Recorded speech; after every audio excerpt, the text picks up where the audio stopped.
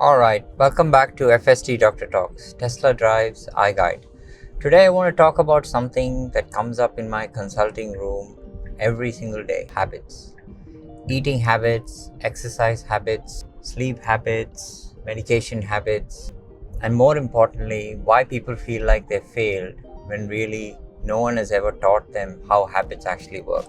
This episode is inspired by a brilliant book called Atomic Habits by James Clear, and I want to translate its core ideas into something very practical for real patients, real lives, and real schedules. Let me start with the most important idea in the whole book.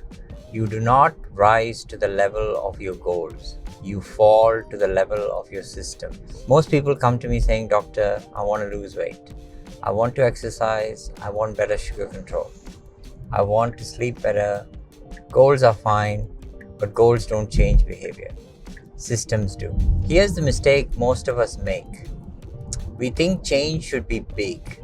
A big diet, a big gym plan, a big New Year resolution. But James Clear's core idea is this: tiny habits done consistently beat big plans done occasionally. He calls them atomic habits. Small, almost boring changes that compound over time, just like interest in a bank account. Let me say something that often surprises patients. If you improve just 1% a day, you don't notice it this week. You don't notice it this month. But over a year, it's actually transformational. And the opposite is also true. Tiny habits don't hurt today, but they quietly accumulate disease. Now, for an important reframe, habits are not about motivation. They are about identity. Most people say, "I'm trying to eat healthy, I'm trying to exercise, I'm trying to quit sugar." James Clear flips this and says, instead, ask, who do I want to become? Instead of saying, "I want to lose weight," you say, "I'm the kind of person who looks after their health." Instead of saying, "I want to exercise," say, "I'm the kind of person that moves every day." This matters because every habit is a vote for the type of person you believe you are. Now, let's make this very practical. James Clear brings habits into 4 simple steps, and this is gold for patients: cue, craving, response, reward. Every habit follows this loop. Now, let's take an everyday example. You're tired in the afternoon. That's the cue. You want energy or comfort. That's the craving. You reach for biscuits or sugary tea. That's the response.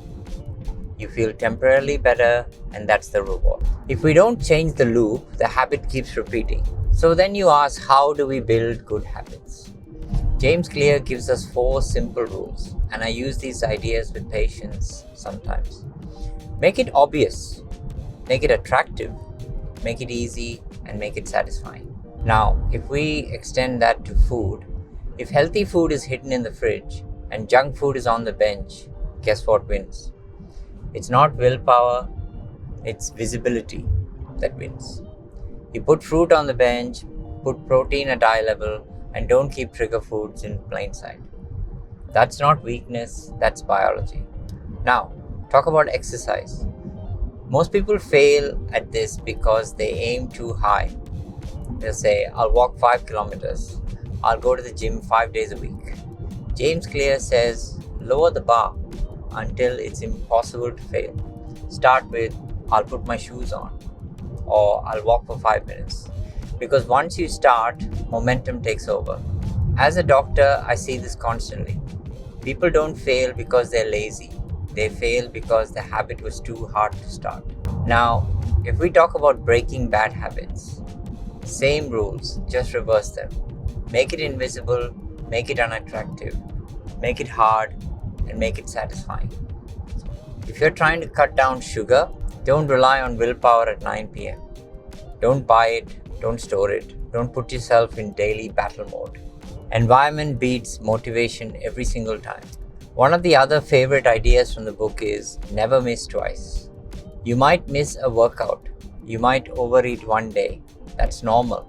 That's life. But don't miss twice in a row.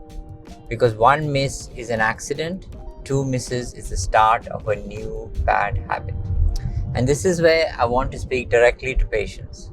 Stop being harsh on yourself. Health is not about perfection, it's about direction.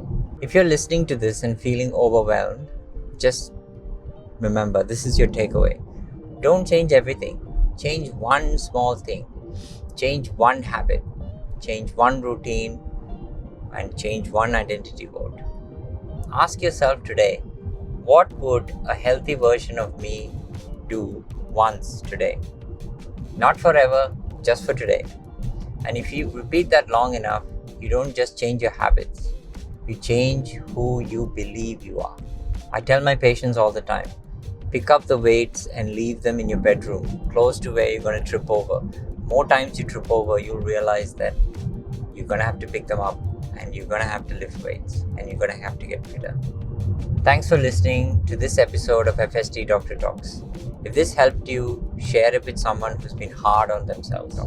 Tesla Drive's iGuide and your habits quietly shape your future, guys.